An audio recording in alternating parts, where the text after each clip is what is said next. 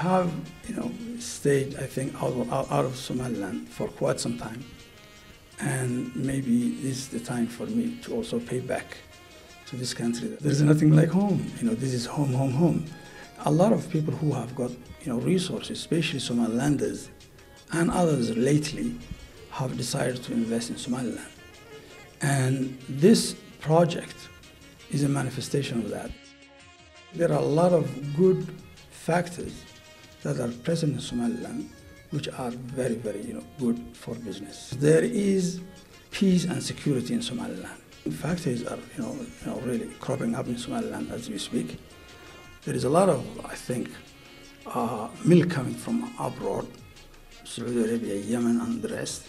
And that is one of the reasons whereby this factory is deemed to be an option. This is a market that is going to be very profitable for anybody who is interested. So Somaliland, I think, is a very good place to come, see, learn, and invest. This organization, I believe, is going to be very, very relevant because it can serve as a link between the reality on the ground here and also the perceptions that are probably abroad, and then the truth could probably be more accessible.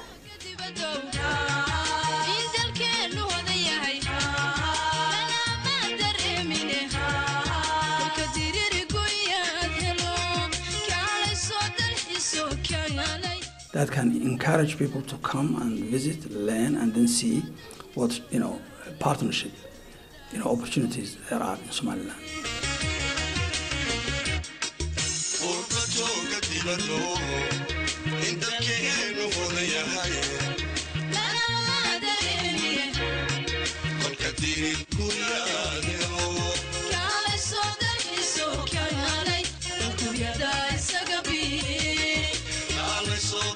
So